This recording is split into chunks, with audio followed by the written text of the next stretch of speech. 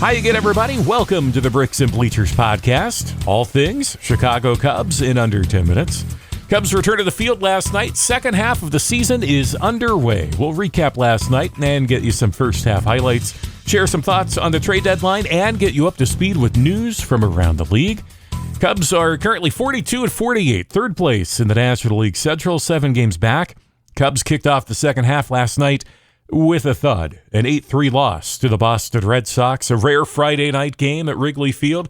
Kyle Hendricks looked sharp in the first inning, and then he and other Cubs pitchers were nickel and dimed after that, giving up 6 home runs. Cubs offense didn't do much either. Cody Bellinger continuing his hot streak with 2 home runs. Cubs fell 8-3 last night. 92 games remains. Cubs are 6 games below 500, 7 games back in the National League Central.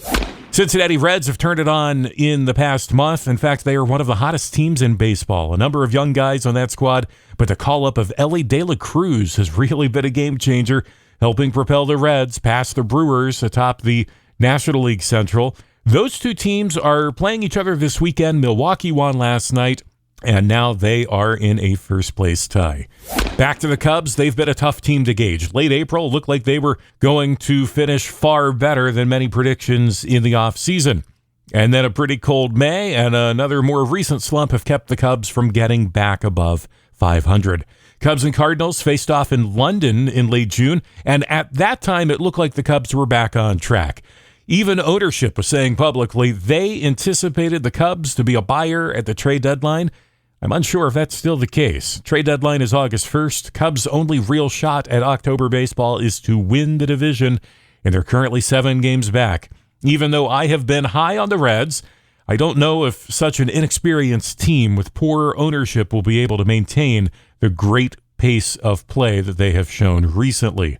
Milwaukee is a division contender, but they're not nearly as strong as they've been in recent seasons. So it opens the door for the Cubs, but they themselves have been very inconsistent. That seems to be the one constant during David Ross's stint as manager. Very hot and cold. This year the offense has been streaky. Starting pitching mostly solid, and the bullpen has been improving from where they were in April. Cubs begin the second half of the year with a 10-game homestand, which will certainly lay the groundwork for the rest of the season. Cody Bellinger was slow to start this year, but he's been pretty hot the last couple of weeks for the Cubs. He was the main source of the Cubs offense last night. A knee injury to Bellinger opened the door for Mike Tauchman. I say he's this year's Frank Schwindel, who came out of nowhere and did pretty well for the Cubs at first base a couple of years ago. Tauchman's getting a lot of play in the outfield, also at DH. Nico Horner and Dansby Swanson have proven to be one of the best middle infield combos in the majors. Ian Happ seems to have lost some of his power, and the same could be said for Seiya Suzuki. Behind the plate, Cubs have been carrying 3 catchers much of the season. That's kind of a head-scratcher. Yan Gomes has overperformed, while Tucker Barnhart seems to be primarily a roster spot filler. Miguel Amaya was called up from Iowa earlier this year. He's looked pretty good. Been a lot of buzz about his potential.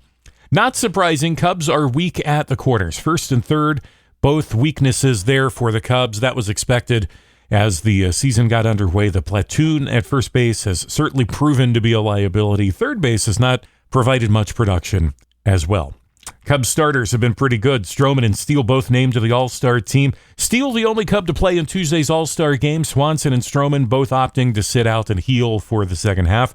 Kyle Hendricks has returned and has been better than I expected. Drew Smyly slumping recently, while Jameson Taillon has been a real disappointment this entire season. He was signed to a 4-year deal in the offseason. I've never been high on him, so I'm not totally surprised that he's not been great for the Cubs. But anyone else with his performance would likely be sent to Iowa. That contract will keep him in Chicago. Cubs bullpen was pretty bad the first several weeks of the year, but there seems to be stability there now. Part of that is David Ross learning how to utilize the guys on his roster. I hope that the Cubs have found a closer in Adbert Alzolay. He's got great stuff. As a starter, he was good first time through a lineup. Then he really struggled the second and third time through the order. Think he's a great ninth inning option to close out games, who can also be stretched out and pitch in the eighth inning from time to time.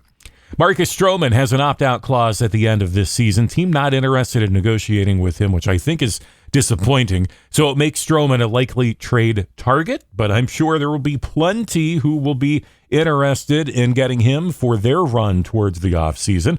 Cody Bellinger signed with the Cubs last offseason to a one-season deal, especially as he has been heating up recently.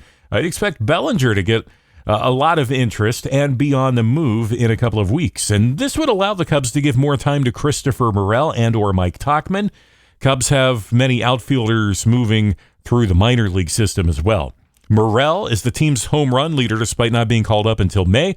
Tauchman has provided a nice bat for contact. He's a master at working the count. Seems like he doesn't really get locked in until 2 strikes in the count. And that was sort of like what made Nick Madrigal attractive to the Cubs a couple years ago. I don't think anyone in Major League Baseball has moved more relief pitchers at the trade deadline in recent years than Jed Hoyer, so I wouldn't be surprised if we see a couple Cubs bullpen guys get shipped out again in a couple of weeks. Michael Fulmer and Julian Merriweather both could be targets for other teams. Time for our This and That segment, news and notes from around Major League Baseball. An exciting night last night in Texas after the Guardians got out to a 4-0 lead. The Rangers mounted quite the comeback. 12 unanswered runs, a 12-4 win for the Rangers. And those Rangers will host the All-Star Game next July. Cubs could be hosting in 2025. Short list of host candidates unveiled this week includes Atlanta, Baltimore, Toronto, and Chicago. Have previously discussed the Oakland A's and their upcoming move to Las Vegas. The league also trying to resolve a stadium dispute in Tampa Bay. After that, expect expansion. Major League Baseball looking to expand from 30 to 32 teams.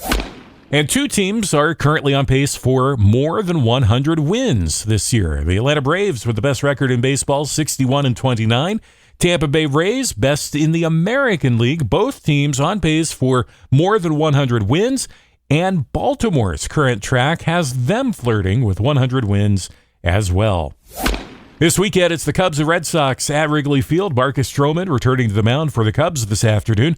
He's 9-6 on the year. I don't think he's been quite the same after sustaining a blister in mid-June. It was one of those games over in London.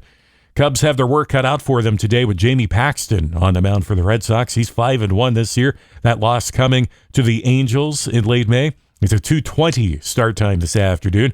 Same time tomorrow, 2:20 Eastern. Cubs then host the Nats for 3 and a 4-game set with St. Louis next weekend. Cubs follow it up with a trip to the South Side for 2 games with the White Sox and then on to St. Louis before returning for a 7-game homestand. So from now until August 6th, the Cubs have just 6 road games, with really just the 4-game set in St. Louis requiring travel. So the schedule is favorable for the Cubs at a time when they need to prove this season is worth saving. Another wild card aspect to keep an eye on, the return of Dansby Swanson. He's currently on the IL with heel contusion. He's expected to come back the next couple of days. Is he ready to come back? Will they bring him back too quick and then he has a relapse that keeps him out more time? We hope not, but that will certainly also be a big factor in how the Cubs will see the rest of their season play out. Be sure to follow us so you never miss an episode on Spotify, Apple Podcasts, and more. Be sure to follow us on Twitter, too, Bricks Bleachers. Reach out anytime with thoughts you have on the Chicago Cubs. All things Chicago Cubs in under 10 minutes. This is the Bricks and Bleachers Podcast.